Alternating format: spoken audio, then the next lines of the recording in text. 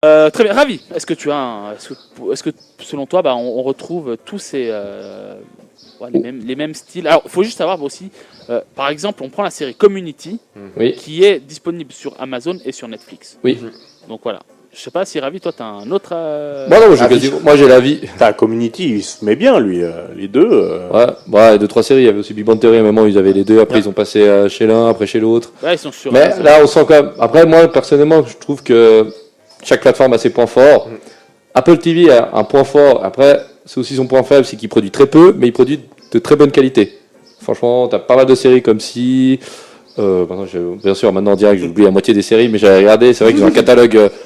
Eux, c'est pas comme Netflix. Ouais. Netflix, c'est beaucoup de quantité. Pour peu de qualité. Voilà, exactement. Mais t'as quand même un contenu de plus de 25 000 programmes sur Netflix qui fait que t'as de quoi faire.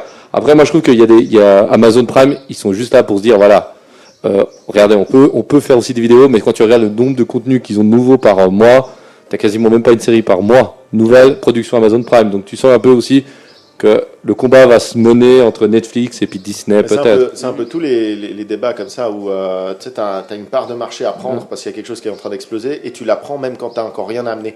C'est juste Amazon a le pouvoir financier. Ouais, mais Disney, c'est Disney. Disney, c'est une marque. Disney, c'est comme HBO qui a ouvert son. Ouais, mais ce que je veux dire, c'est que Disney a bien profité de Netflix pour lancer ses produits, ses machins et tout. Puis quand il a vu que ça pouvait rapporter du pognon, il a fait un gros doigt à Netflix. Et il est parti et il a fait son truc. Mais ils ont du Amazon Prime, ils produisent rien. Voilà, ils ont rien. Par contre, ils ont les milliards pour investir dedans. Comment ça, ils produisent? Non, mais de base, ce que je veux dire, Amazon n'est pas connu. Voilà, c'est ça. Amazon n'est pas connu comme producteur de base. C'est comme si la Poste, c'est aujourd'hui la Poste se lance dans des films. Enfin, oui, ils auront le budget, mais. Et oui, ils ont peut-être une série ou deux qui ont déjà commencé et qui peuvent donner, mais derrière. C'est pour ça que tu sens aussi ce côté aussi d'Amazon en disant. Ils produisent une ou deux séries, ils rachètent de temps en temps pour avoir un petit peu de contenu, mais c'est pas pour prennent leur place en fait. Voilà. Mais après, tu vois, même au nombre d'abonnés, même au nombre de séries sorties, Netflix pète tout quoi. Et tu vois quand même que c'est une guerre assez acharnée parce que depuis que Disney a quitté Netflix, tu vois, puis que Netflix a perdu tout ce qui était Fox, tout ce qui était Disney. Tu vois un peu Netflix, il va chercher un peu à droite à gauche et ils sont allés chercher quand même entre guillemets le pire ennemi de Disney. C'est les dessins animés manga, je sais jamais, avec le monde de Chihiro et tout ça. Ouais, le créateur, je sais plus comment il s'appelle. Miyamoto, Nagasaki, comme ça. Je sais plus comment il s'appelle. Et il est considéré comme l'anti-Disney parce que lui, il va chercher plutôt des dessins côté nature. Les dessins. Non, mais les histoires, c'est plutôt côté nature, où la femme Voyage est forte. de Chihiro, tu dis? Voyage de Chihiro. Yao Miyazaki, voilà. Ils sont allés chercher ça, et juste pour faire un pied de nez à Disney, pour aller chercher un autre public qui est fan de... Mais c'est des films incroyables. Oui, il n'y a rien à dire, c'est des beaux films. Mais tu vois qu'il y a Après, c'est l'univers manga. Oui. Ils ont aussi beaucoup de mangas sur Netflix. Maintenant, ils sont allés chercher le manga pour compléter leur catalogue. Mais tu vois que Netflix, il s'est adapté au départ de Disney en se disant, on va aller chercher. Ils ont de la bouteille, Netflix, dans le domaine. Bien sûr. C'est les entre guillemets les précurseurs de Après, il faut voir ça. que Netflix a aussi augmenté sa productivité de films et de séries à eux. Pas toujours une bonne idée. C'est un autre débat. Vous pouvez en retrouver d'ailleurs quelques-uns sur nos débriefs des geeks, mais il y a eu une grosse augmentation du moment aussi où tous les Marvel sont partis chez Disney. Il fallait qu'ils se renouvellent. Après, tu regardes, j'ai pu voir, il y a encore le Punisher qui est encore disponible sur Netflix. Punisher, Iron Fist et je crois que Jessica Jones. Defenders plus non plus. Alors je sais pas, moi j'ai juste retrouvé Cage aussi, mais j'ai juste retrouvé The Punisher. C'est le seul que j'ai retrouvé. À part Punisher, les trucs qui marchaient pas non plus de ouf quoi. Et puis t'avais Daredevil qui fonctionnait bien. C'était une des meilleures séries de Marvel. Mais ça ils l'ont pas arrêté de base. Non, en fait, une fois que Disney a dit Choban à Netflix, ils ont arrêté toutes les productions.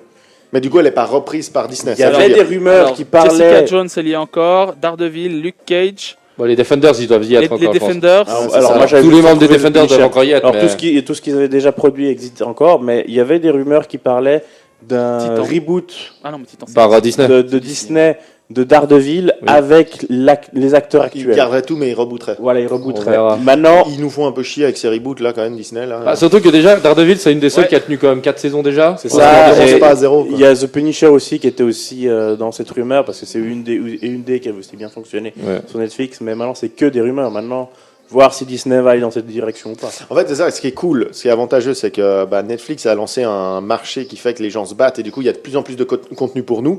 Mais en même temps, c'est une guerre entre eux qui nous font chier à nous en tant que spectateurs. Parce que nous, on s'en fout en fait. C'est ça. Nous, on veut juste voir le produit.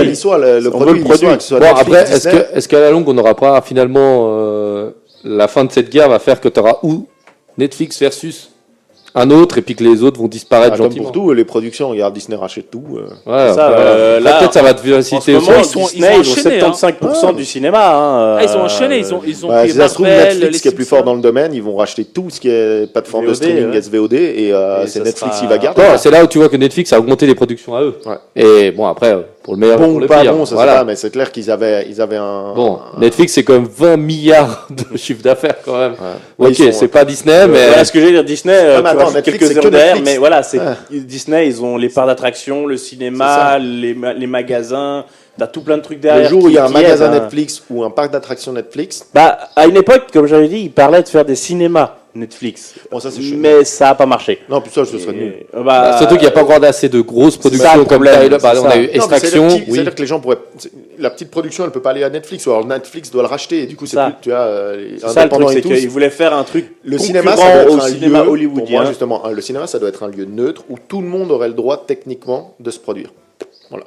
Ah ouais, maintenant, ouais, comme exactement. Tu dis, mais il faut dire aussi que certaines plateformes, on en parlera un peu plus tard, permettent à des films un peu moins connus ou qui viennent un peu avec un faible budget, ou qui viennent pas dans les etc., pays, qui peuvent être diffusés sur ces mêmes plateformes. Bah, tu vois, Netflix a quand même acheté pas mal de trucs indés quand même. Hein. Oh non, clairement. La Casa de Papel, qui est un des plus gros succès, c'est indé, clairement. Ça a commencé en Espagne avec un budget pas énorme, un bon budget, mais bien. Un budget espagnol, bon budget espagnol. Mais voilà, mais après, tu vois la suite, ils ont arrêté la saison 2, ils ont dit on n'en fera plus. Tout d'un coup, ils reçoivent tous un coup de fil en disant non, il y a Netflix qui a acheté les droits, on veut la 3, on veut la 4. Mais d'ailleurs, Ravi, pareil. Ravi, et si tu as vu que tu as un peu suivi l'histoire, j'imagine un peu plus proche, comment ça s'est. Comment comment s'est passé le spectateur espagnol a vu le truc. Est-ce qu'il était finalement content que ça se finisse au bout de la deuxième saison? Ce qui est génial, c'est que moi, le retour de la série, c'est marrant parce qu'en Espagne, c'est Antena 3 Media qui c'est un peu pas le M6. Okay, voilà, c'est un peu une grosse production. Ils font des films, ils ont mais du matos. matos. C'est pas lié à c'est pas étatique, c'est pas public, c'est privé ou public? Alors, ils ont des fonds publics, mais je crois qu'ils sont composés de X% de privé. Ils ont vraiment un peu le mélange. Mais ils ont pas mal de fonds publics, parce que c'est ça qui font qu'ils arrivent à tourner un peu. Et ce qui est drôle, c'est que quand la série est sortie en Espagne, franchement, moi, j'ai eu peut-être 1 ou 2 potes qui m'ont dit « Ouais, on est en train de regarder une nouvelle série, elle est sympa. » Genre, vraiment. Et les mêmes potes, maintenant, que Netflix a repris, c'est un peu comme « Ah, maintenant, c'est Netflix, c'est les États-Unis. » Alors maintenant ils disent c'est génial. Alors que c'est les mêmes acteurs. C'est les mêmes acteurs, la même histoire. Ils ont rien changé. Ils ont rien changé. Le budget peut aider dans une production quand même. J'ai pas vu, donc c'est à dire que je peux pas faire la différence entre la saison 1 et la saison 2 produite par Netflix. Tu vois, où saison 3 même. C'est la saison 3. Ouais, non, mais c'est 3 à partir de 3 ça. Voilà, tu vois. Mais je sais pas encore. Ce qui est hyper drôle, c'est que la 1 et 2 a marché 10 fois mieux sur Netflix, sachant qu'ils ont rien touché qu'en Espagne. Ah mais ça t'apportes un nom. Ouais, mais c'est ça le truc. C'est un peu comme au joueur de foot, si tu joues à, au FC Nantes, et puis tu te retrouves à Marseille ou, à Paris, tu te dis, le gars, il joue à Paris, il doit être bon, lui. Et c'est exactement le même truc. C'est genre, ils ont rien. Mais je pense qu'on a été surpris aussi que, vu qu'on connaissait pas forcément la production espagnole, il faut dire ce qui est. À part Physique ou Chimie. Et oui, je l'ai dit en français comme ça. Undo Stress aussi. Non, moi, j'ai pas aimé, mais alors, Physica ou Chimica. Non, mais franchement, on parle de cinéma. Alors oui, c'est certainement qu'il y a, au niveau des films, quand on parle des cinémas et d'Espagne, on sort des Penélope Cruz, des Javier Bardem, des gens qui ont cartonné en dehors. Qui ont cartonné aux USA, quoi. Ouais, c'est exactement. ça, qui ont cartonné en dehors. Après, t'as Almodovar, t'as 2-3 gars qui arrivent à sortir. Exactement. Almodovar, mais c'est vrai que le cinéma espagnol, faut le dire. C'est particulier. Almodovar, c'est plus. Voilà, c'est un style. Oui. Almodovar, c'est un style. Et après, le cinéma espagnol, maintenant, tu vois, t'as la plateforme, film espagnol qui est pas trop mal. Qui marche bien. T'as le Silence des marais. qui est avec le personnage de Berlin, l'acteur de Berlin. Tu vois qu'il y a plein de productions Alonso. espagnoles et les gens ils commencent à découvrir un cinéma qui est... Un autre avec le professeur aussi Oui, c'est une série même. c'est un film aussi. Il y a un film, parce qu'il y a une série aussi, je sais pas si c'est la mer du Sud, un truc comme ça. Bref. Et là, tu vois vachement de productions Netflix espagnoles et les gens ils regardent. Et tu te dis, il y a à peine 5 ans, le cinéma. Non, tu vois que c'est espagnol, je suis désolé, tu switches. Ouais. Tu switches, puis c'est comme ça. Mais sur le cinéma américain. En Espagne, ils recyclent beaucoup les acteurs. Hein. Tu les vois vraiment. Ah oui, en Espagne, c'est le problème, c'est que quand t'as un acteur comme Denver, qui joue dans Elite, qui joue dans. Alors le mec, il fait que ça il pompe le mec pendant 5-6 ans. Et ça, c'est dans beaucoup de pays, parce que Canada, c'est pareil. Les acteurs, ils tournent beaucoup, les productions sont souvent les mêmes. Enfin, c'est peu de budget, donc tu prends ce qui fonctionne. Et puis après, c'est ce qui nous avait dit notre prof à l'école, c'est qu'en gros, tu vas mettre ce qui t'apporte le plus de visibilité devant. Là, la marque Netflix a apporté énormément de visibilité à Casa de Papel, mais tu regardes, il y a des films, il y a un film que j'ai regardé sur Énergie 12 qui s'appelle Act of Violence, avec bel accent. Tu vois, tu peux le dire sans accent, extraordinaire. Un film où en fait, ça n'a rien à voir, ça tourne pas du tout autour de Bruce Willis, c'est juste un inspecteur qui apparaît, je pense, 30 minutes maximum dans tout le film.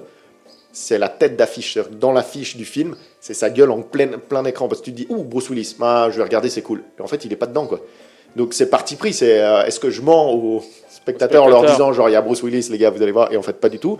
Ou est-ce que je suis honnête et je le cache? Mais qu'est-ce qui va apporter le plus de personnes? Qui est Bruce Willis sur l'affiche ou pas? Là, Netflix, c'est le même principe. Pourquoi ça fait marcher? C'est Netflix. Après, maintenant, on parle de l'Espagne, mais tu prends la Turquie aussi. Netflix aide aussi à que le cinéma tue. C'est ce que je voulais dire, c'est que Netflix, ils vont chercher là où ils peuvent, quoi. Ils vont chercher Miyazaki, c'est ça, hein, Miyazaki, ouais. J'ai fait Miyamoto, alors... c'est l'autre, c'est les jeux vidéo, je sais plus comment il s'appelle, Miyamoto, hein. Ouais, je crois. Ouais, dis rien. Ouais, c'est deux japonais. C'est un général aussi pour la Deuxième Guerre mondiale, mais on va pas non plus parler de ça. Et puis j'ai vu, ils sont aussi allés chercher beaucoup de cinéma turc. Ils sont allés chercher des séries, des films turcs. Ils vont... L'Inde aussi. L'Inde, ouais, ils vont beaucoup chercher entre guillemets dans des marchés. Peu connu et annexe au cinéma actuel, après, soit français, anglais, américain. C'est à la recherche des abonnés, parce ça, que je vais te dire un truc, mais ils rebondissent comme ils peuvent, parce que comme on l'a dit, ils ont perdu. Coréen aussi, n'empêche. Oui, coréen est très bon. Très bon coréen. Et ils vont chercher là où ils peuvent, parce qu'ils ont, comme on l'a dit, ils ont perdu toutes les productions Disney qui sont énormes, avec toutes les Star Wars, les Marvel, et puis tout ce qui est Fox. On va parler juste énorme, après des films qui ont été vraiment produits par les différentes plateformes. On va juste enchaîner. Je sais pas si vous voulez encore rajouter un moi, j'allais juste dire un truc, c'est que Netflix prend beaucoup de risques quand même, parce que ce qui est difficile avec le marché du cinéma, de la télé haute, c'est que quand tu vas chercher des choses comme espagnol, c'est tout con, mais espagnol, sud-américain, tu vas en Asie, tu vas en Turquie, c'est pas la même culture, c'est pas la même manière de parler. Donc quand c'est doublé en français, parfois c'est tellement incohérent entre comment c'est doublé et comment c'est joué, parce que la culture c'est comme ça, c'est pas que c'est moins bon que les États-Unis, c'est juste qu'on c'est différent de notre culture à nous. Les États-Unis c'est plus proche de la culture francophone, occidentale, que latino ou voilà. Et du coup c'est vrai qu'ils ont pris des gros risques en allant chercher des productions vraiment exotiques entre guillemets, et que ça marche. Et le coréen, là où ils sont très forts, c'est qu'ils ont rien à enlever au côté américain, parce que même dans leur jeu, c'est un peu moins asiatique. C'est moins surjoué. Leur manière de jouer est différente. C'est sans être raciste, c'est sans... peut se vendre à l'international. Je vais juste finir avec ça. Vous connaissez la série Suits? Que tu adores. Tu adores. À chaque fois, il la conseille à chaque fois. Le spin-off. J'ai découvert qu'il y a une version de Suits en Corée du Sud. Ouais, mais ça peut être très très bien. Regarde, toi. Vu que tu as aimé Suits, regarde, parce qu'à mon avis, je suis tombé dessus. C'est vraiment le jeu coréen. Mais c'est pas doublé. Donc mais après, de nouveau, bien sûr, avec les traductions, tu perds l'âme un peu. On a quand même beaucoup rigolé d'Undo Stress. Quand elle est en train de s'énerver en espagnol et ça va très très vite dans la parole, alors qu'en français on est beaucoup plus lent quand même, et ça colle pas du tout avec ce qu'elle est en train de faire avec sa bouche. Et puis moi je vais te dire un truc, Casa de Papel, tu regardes les acteurs. En Espagne, franchement, faut le dire, on a le côté sexuel qui est permanent. Ouais. Et quand tu vois une scène avec le Tokyo qui drague le professeur, en français, ça donne « je voudrais bien que vous couchiez avec moi ». En espagnol, c'est pas du tout ça. C'est genre, tu viens, je vais te prendre et tu vas découvrir ce que c'est une femme. Et la traduction, ça donne « Est-ce que tu veux monter dans mon lit ?» Et toi, t'es là. Ok, ouais. C'est vrai que peut-être en français, ça passerait pas du tout. Genre, on remarque que des fois, les VOD, VOD, du coup, j'ai dit, les versions VO, c'est mieux. Très bien. Messieurs, j'ai une... Alors, faut juste savoir une chose. Donc certaines plateformes, même si dans le film, ça paraît pas que c'est produit que par Netflix, il y a d'autres producteurs derrière, certaines plateformes participent à des films. Il faut savoir que parfois, des films peuvent intégrer ces plateformes plus rapidement. Mais imaginons qu'il y a un film qui est produit, qui va sortir au cinéma. Est-ce que vous avez une idée après combien de temps il est disponible pour commencer en DVD? Attends, 6 mois, je crois. Question. Imagine, tu as un film qui sort. Au cinéma. Après combien de temps au cinéma? Ouais. Après combien de temps tu peux le voir en DVD? Ok, cinéma suisse ou français? Parce que déjà, il y a une énorme différence. Ouais. Alors, Non, je malheureusement, si c'est un an, 6 mois et un an. 6 mois, je crois, c'était Parce 6 que mois. chez Mais ils ont nous, réduit, hein. en DVD Blu-ray. Oui, mais chez nous, tu veux voir un film qui sort au cinéma, il va sortir avant en DVD qu'en France, quoi. Donc, Alors, je crois que c'est 2 ans en France et puis c'est. Non, ça va être 6 mois, ça va être moins de l'année, je pense. En Parce qu'ils ont Suisse, réduit, là. Ils ont réduit. c'est 4 mois. Ok. Voilà. En France, par contre, quand ils ont sur Canal+ et OCS, c'est 8 mois. Les chaînes payantes de cinéma, c'est 17 mois. Tu vois. Et les chaînes gratuites en France, TF1, France TV, même en Suisse, c'est entre 22 à 30 mois. Ouais, tu vois. Ouais, mais j'étais pas loin avec mes Les 2 ans. plateformes payantes, Netflix, Amazon et compagnie, c'est 17, 30 ou 36 mois. Ça varie selon ce que je vous ai dit, s'ils participent dans le film ou pas. Et les plateformes de streaming gratuites, YouTube, Dailymotion, 44 mois. Oui, Juste une question, c'est 4 mois quand tu dis, c'est après la sortie ou après l'arrêt de la diffusion au cinéma? Pardon, excuse-moi, après la 4e semaine de sortie Ok, voilà. du J'allais dire, du si film. c'est à la fin, ça peut dépendre aussi du C'est coup de la durée. Ouais, le mec, il a acheté là, Pâté Balexer qui te balance pendant 2 ans le film. C'est ça, parce qu'il y a des films, des fois, pendant 4 mois, ils sont non-stop au Exactement. cinéma Ouais. parce qu'ils cartonnent. Ouais. Du coup, Après ça- 4, Ils sont jamais en DVD. Voilà. Après la 4e semaine Ok. de sortie. Putain, on est rapide en Suisse quand même.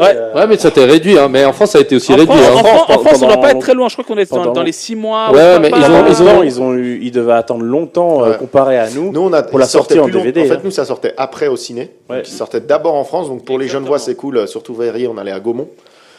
Et plus maintenant. Ouais. Mais par contre, ça sortait beaucoup plus vite en Ouais. DVD. Oui. ouais. Mais Et là, à la télé, du coup. ça, c'était pour contrer le piratage. Ils ont voulu réduire. Mais même comme ça, ils n'y arrivent pas. Parce que Le 6 piratage, mois. ça sort même avant la sortie au cinéma. Mec. Ouais, ou juste après. Ou le jour de la sortie, oh, tu l'as en Full HD sur un site, etc. Ouais. Mais c'est ça. quand même pas, excuse-moi, c'est pour ça que pour moi, Netflix ou n'importe quel VOD ou SVOD ne battra pas le ciné, c'est que la salle de ciné, ça n'a rien à voir avec ton chez-toi, même si tu fais un home cinéma. Mec. C'est ça, ouais. Oui, Alors, ça se plaisir. Messieurs, on va enchaîner maintenant dans les productions propres aux plateformes. Bon, bien évidemment, c'est sûr que alors, je sais qu'on parle beaucoup de Netflix et de Amazon Prime. Il faut juste savoir que Netflix et Amazon, sur leur chiffre d'affaires annuel, ils prennent 25% et les investissent dans leur production. Ce qui est déjà... Chez Netflix, c'est déjà beaucoup. Hein. Ça fait 5 milliards, 5 milliards, plus ou moins, 5 à C'est 6 milliards énorme. de production. Et moi, maintenant, on veut je- faire une production de court-métrage, si Netflix nous écoute. si Netflix écoute, Léon jouera dedans sûrement. voilà. Si vous voulez une petite idée de la qualité des acteurs, allez voir Le Grand Smog. Ah ouais. Moi, maintenant, j'aimerais avoir un avis. Alors, encore une fois, chers auditeurs, hein, dites-nous ce que vous en pensez. Vous pouvez interagir avec nous sur le WhatsApp de Radio Tonique 076 724 12 25. 076 724 12 25. Je sais pas pourquoi tu t'acharnes à me le demander, tu le fais tellement bien. Ouais, c'est gentil. Ouais, il est parfait là. Là, Il l'a rodé le truc quand même. hein. exactement. Il l'a écrit sur sa main. Et là, il transpire. À la fin de l'émission, il pourra plus. 077. Alors, messieurs, j'aimerais avoir un peu vos... Alors, premièrement, on va commencer avec toi, Yann. Premièrement, j'aimerais que tu me donnes ton avis général sur les productions made in Netflix, made in Amazon, made in Hulu, ce que tu veux, ce que tu regardes, OCS, peu importe, et que tu me donnes tes deux films préférés ou séries et tes deux flops qui ont, selon toi, moins bien marché. 100% produit. 100% produit, et j'aimerais déjà, dans un premier temps, que tu me donnes un peu ton avis général sur les productions par ces plateformes. Alors, par rapport aux plateformes, c'est vrai que je regarde beaucoup plus de productions Netflix que n'importe quoi d'autre. Parce que j'ai commencé à regarder Tom Clancy's. Comment ça s'appelle déjà? Jack Ryan. Jack Ryan, voilà. Jack Ryan, la première saison était sympa, vraiment cool. En plus, l'acteur, je l'adore. La saison 2 est un peu plus lente, donc j'ai un peu moins croché. On a commencé Hunters. avec Nora, mais on pensait que c'était beaucoup plus décalé et fun et rigolo que ce que c'est, en tout cas dans les 2 premiers épisodes qu'on a regardés, donc il faudra peut-être qu'on se force à regarder la suite pour continuer. Mais Netflix, alors... Mais il faut aimer le style. Hein. Oui, après, faut aimer le style. Après, les acteurs sont incroyables. Il y a des très bons acteurs dans Hunters. Style, t'es foutu. Hein. Mais Netflix, ils ont des très bonnes productions, je trouve. Mais après, le problème de Netflix, c'est que c'est beaucoup de productions pour pas forcément beaucoup de qualité sur la plupart. Ils se sont un peu lancés, on fait plein de choses. Mais mes meilleurs, c'est sur Netflix quand même les séries que je propose. Donc, il y a Ozark, dont j'ai déjà parlé dans le débrief. Stranger Things, pour ceux qui n'ont toujours pas regardé, Léandre, c'est juste une super série. Et vraiment, là, c'est une belle qualité de production. Après, Kingdom, que j'ai parlé aussi, donc, qui sont des belles productions, mais c'est de nouveau 100% Netflix. J'ai pas assez regardé les autres plateformes. Disney, j'ai pas regardé, donc je ne peux pas te dire. Très bien. Et 2 flops, Yann? Alors, flop, c'est difficile de dire flop parce que. Allez, mais je dirais que. Qui n'ont pas été ratés, mais selon toi, ouais. Mais je sais pas. Moi, je suis tellement gentil en plus généralement que je dirais toujours qu'il y a du positif dans tout. Donc c'est rare que je dise c'est vraiment de la merde. Est-ce qu'il y a un peu moins de positif? Mais je pense les films Netflix. Je pense qu'il y a peu de films Netflix qui ont vraiment une qualité aussi bonne que certaines séries. Je pense que dans les productions de films Netflix, ils ont beaucoup plus foiré pour l'instant, à part les derniers qui étaient un peu sympas. Mais tu vois, celui qui a cartonné, c'est Irishman. Il fallait que ce soit Scorsese qui soit là pour que ça fonctionne et les 3 acteurs, sans vouloir leur mettre quand même la couronne à eux. Mais c'est Scorsese quand même. Et puis après, celui, moi, de premier abord, je me suis dit, waouh, la qualité Netflix, elle a augmenté et tout. C'était justement Uncut Gems. James, je sais plus comment on dit quoi. James, mais c'est pas Netflix en fait. Du coup, je me suis fait avoir. Mais du coup, j'irai les films. J'ai regardé Babysitter par exemple, le film d'horreur là. C'est vraiment. Ça fait un peu. Je trouve que les films Netflix font un peu série B. D'accord. Dans le film Babysitter, c'est vrai que moi je m'attendais à un truc beaucoup plus. Mais tu te dis, ils ont des milliards à brasser en film, ils peuvent faire des trucs extraordinaires et en fait. Après, ça peut prendre peut-être un peu plus. Voilà, je pense que niveau film, il faut qu'ils arrivent à se roder pour qu'ils trouvent leurs pattes. Alors, on a reçu un premier message de Juan Carlos, qu'on salue bien. Juan Carlos, défenseur gauche. Qui était, oui, en plus, je crois qu'il était latéral, Juan Carlos. Il a un prénom de latéral, mais. Tu nous confirmeras ça, Juan Carlos, qui est chroniqueur, qui vient le matin au Happy Hour, au Morning avec Josh et Caro. Et il est également l'animateur de Cop Football qui me demande, alors les geeks, vous êtes plutôt Captain America ou Iron Man? Iron Man. Question de l'Happy Hour de vendredi, sinon... J'ai voté sur Instagram. Ouais. Sinon, Ozark, je me suis fait les 3 saisons en une semaine. Ouais, incroyable. Bonne émission. Merci Juan Carlos. Merci. Et voilà, donc je pense que Ozark, on est... non, mais vraiment très très bonne série. Hein, avec Jason Bateman. Allez voir. Léandre, alors 2 tops, 2 flops, on y va. Alors top, déjà pour moi il y a Prime, mais bon je sais que je vais être tout seul, je pense Carnival Row. Ouais. Avec Orlando Bloom et puis. C'était le seul à avoir vu en fait. Certainement. Ça. Non, parce qu'il a commencé à regarder. J'ai pas vu le premier épisode, j'ai pas pu. Ouais. C'est un style, hein, c'est quand même. C'est très spécial, c'est très fantasy, c'est spécial, mais moi j'ai trouvé ça tip-top pour la première saison, à voir ce qu'ils vont. Toi, ça te rappelle ton époque, donc une de tes belles époques. Ah, toute ma jeunesse. T'es déjà bien vieux, hein. T'as plus d'1 million d'années, Léandre. Après, en second, t'avais celui qu'on a parlé la semaine Tyler jeudi. Rake. Voilà, Tyler Rake. C'est bien, t'as tellement aimé que tu te souviens. Oui, mais zut. Mais c'est un des films que j'ai adoré.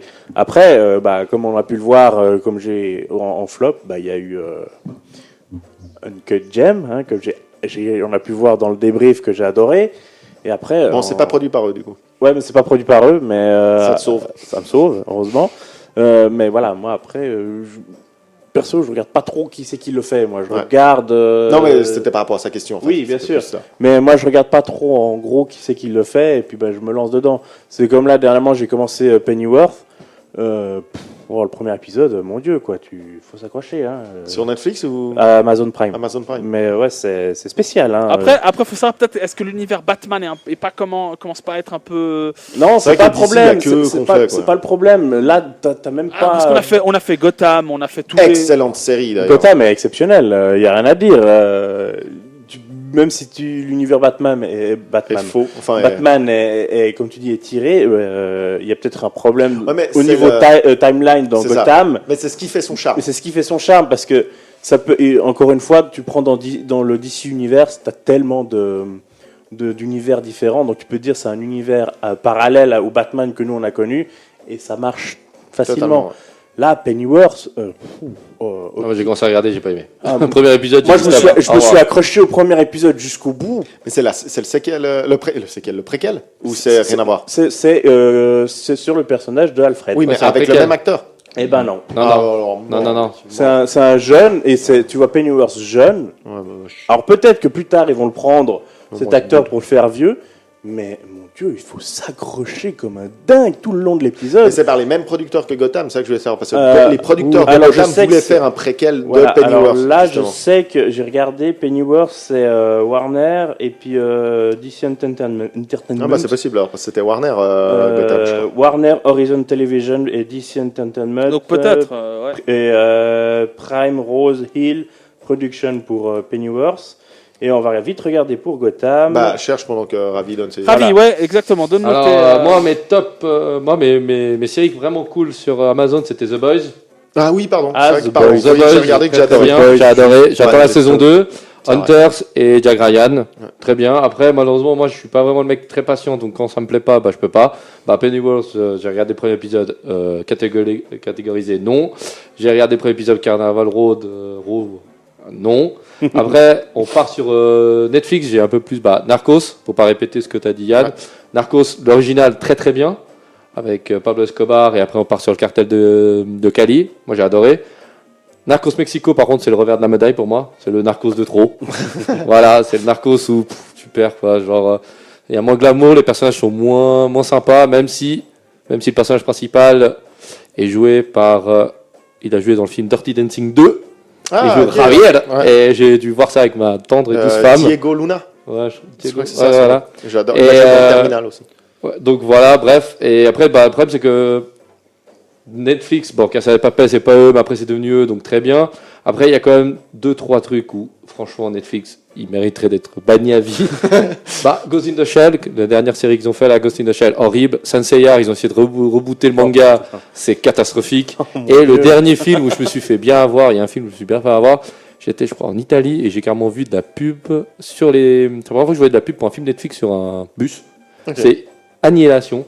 Ah oui, ouais. On m'a dit que ma soeur avec Nathalie Portman, elle m'a dit c'est nul. Ils m'ont vendu. Quand tu regardes les critiques, les gens ils sont là en mode, franchement, t'es complètement décalé. Quand tu lis les critiques et tu regardes le film, tu te dis t'as dû rater quelque chose quoi. Et franchement, c'était nul. C'est un film avec Nathalie Portman. Bref, faut la faire très courte. C'est une espèce de météorite qui atteint la Terre et ça crée un monde parallèle. En réalité, c'est en grossissant. C'est une espèce de bouclier qui englobe. Puis ils envoient une troupe de Marines hyper expérimentés. Bien sûr, ils ne reviennent pas. Et juste après, ils envoient la femme de quasiment chacun des Marines qu'ils ont mis dedans. Déjà, la logique du film te dit, ok, si tu envoies des Marines hyper entraînés et ils meurent, envoyer des scientifiques, désolé, femmes qui n'ont jamais manipulé une arme, il y a genre une guerrière dans l'histoire, tu t'attends que ça va pas bien terminer. Un peu plus délicat. Voilà. Donc, franchement, c'est un peu le revers de la médaille. Après, il y avait Si aussi de Apple TV qui est très bien, c'est avec Jason Momoa. C'est dans un monde où tout le monde est aveugle et puis lui, il retrouve la vue. Okay. Et c'est une des séries sympas. Il y avait l'autre, c'était Hallmaking, c'était sur, c'est une histoire parallèle, c'est basé en 1969. Le monde regarde le premier homme marcher sur la Lune, mais il n'est pas américain, il est soviétique. Et j'ai regardé les 2 premiers épisodes, j'ai pas eu le temps de regarder plus parce qu'on me l'a conseillé très récemment. Et franchement, c'est top. Apple TV pour ça, je trouve qu'au moins ils ont une qualité, ils en font très peu, mais au moins ils ont une qualité à chaque fois qui est assez exceptionnelle. Parfois pas mal. Ouais, et puis surtout ils ont souvent une bonne idée derrière. Okay. Netflix c'est vraiment genre la quantité avant tout. Apple TV c'est vraiment la qualité, je trouve avant tout. Donc voilà. Très bien, très bien. Alors moi juste pour dire pour Gotham et Pennyworth c'est exactement les mêmes producteurs. C'était leur idée et ils ont fini par retirer l'acteur. C'était très senti à la base. Créé par Bruno Heller créé par Bruno Heller, Pennyworth qui a fait Mentalist. Petite. Moi, j'ai fait un peu Enfin, j'étais au travail, aujourd'hui en train de préparer l'émission et je me suis dit, au lieu de demander, au lieu de rechercher, tes chefs t'écoutent pas. au lieu de chercher, j'ai demandé à mon collègue qu'est-ce qui, parce que j'ai mon collègue que je salue bien, Jevat, qui Il lui, balance son nom, qui comme lui, ça, les employeurs vont virer. Ah, ça bosse sur une émission de radio au lieu de bosser CFF, hein. Et moi, et lui en fait, l'avantage c'est qu'il vraiment regarde beaucoup, voire même que des productions de Netflix. Alors, lui, par contre, il est à fond sur Elite, ça, il n'en peut plus. Ah, Elite. Elite, pardon. S'il te plaît. Elite, là, Donna Paola, c'est fini pour lui. Ah ouais. Ouais. Non, mais il y a une série. Non, mais c'est très. Il y a une série qui caliente. française qui s'appelle Banlieusard. Réalisé par Kerry James, écrit par Kerry. Non, c'est pas la même. Réalisé par Kerry James, écrit par Kerry James et avec Kerry James en tête d'affiche. Donc c'est trois frères qui sont issus dans une banlieue parisienne et qui essayent de se démerder. De sortir du côté banlieusard. Exactement. Et le deuxième c'est Khalifa. Il y a que des rappeurs en fait. Ce que j'allais dire. Non, alors Khalifa, il m'a un peu expliqué, c'était des jeunes filles qui se faisaient un peu... je vais vous dire ça tout de suite. Là, j'ai de mauvaises idées derrière en fait. J'espère juste, c'est pas, tu vois, c'est le genre de meuf, elles se font un peu. Non, en fait, ce sont des filles en Suède qui se font en quelque sorte radicaliser et qu'on essaie de montrer que comme quoi la Syrie c'est le Club Med en quelque sorte, mais en fait non, pas du tout. C'est le Club Med jusqu'à que tu y ailles. Et après, en flop, c'est un film avec Ed Helms, vous savez, celui de Very Bad Trip, Kofi et Karim. Ah oui, c'est nul. J'ai vu la bande-annonce, ça m'a même pas donné envie de regarder la suite. Donc il a dit, franchement, je me suis endormi.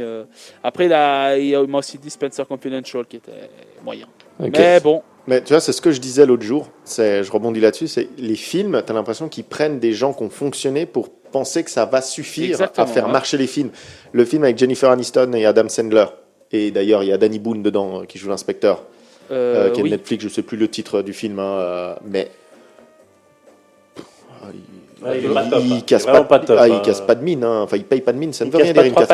C'est ça, je voulais dire ça, mais je voulais pas me tromper dans l'expression. Du coup, j'ai dit il casse pas de mine. Mais enfin, si, il casse la mine. Murder Mystery. Voilà. J'ai trouvé ça vraiment, il est pas nul. Je veux dire, c'est pas le film où tu dis oh là là, ils sont nuls les acteurs. C'est un film, il casse pas de. Je vais jamais la dire, Léon. Dis-la pour moi. Il casse pas trois pattes à un canard. Voilà. Et je trouve qu'ils font ça à chaque fois. Ed Helms, pareil. Là, bon, ils ont pris Chris Hemsworth, ça a un peu mieux marché. Voilà. Oui. Mais tu vois, à chaque fois, ils prennent des grosses têtes d'affiche en se disant, ça va suffire pour les spectateurs, c'est nickel, on n'a pas besoin de trop travailler. Et en fait, j'ai l'impression que ça suffit pas de prendre des têtes d'affiche. Je pense que pour moi, un bon film, c'est avant tout autour, avant l'acteur lui-même. Tu vois ce que je veux dire ? Je vais juste vous interrompre parce que c'est l'heure du top horaire. Vous êtes branchés sur Radio Tonique. Et il est pile 21h.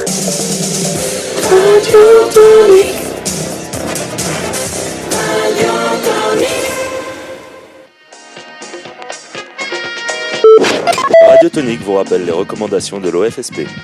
N'oubliez pas de vous laver soigneusement les mains, d'éviter les salutations de type bise ou serrage de main, de tousser et d'éternuer dans un mouchoir ou dans le creux de votre coude. Pensez bien à garder vos distances et à toujours téléphoner avant d'aller chez le médecin ou aux urgences. Et surtout, sauf obligation ultime, restez chez vous et écoutez Radio Tonique. Ah oui, Yann, ça t'a manqué ce petit jingle. D'ailleurs, Yann, j'ai oublié de le citer, Yann qui était, avant de partir au Canada, animateur ici sur Radio Tonique. J'ai commencé chroniqueur. Comme chroniqueur, oui, chez Max. Et d'ailleurs, Yann a animé ensuite l'After Geek, qui est le père des geeks du samedi soir. Voilà. Moi, je voulais juste finir. On discutait d'un truc là, juste avant, là, pour dire des bons films. Un des films qui a le plus cartonné, je ne sais pas si vous l'avez vu, Roma. Il a été nominé aux Oscars, ça parle en noir et blanc, avec un des personnages principaux en couleur.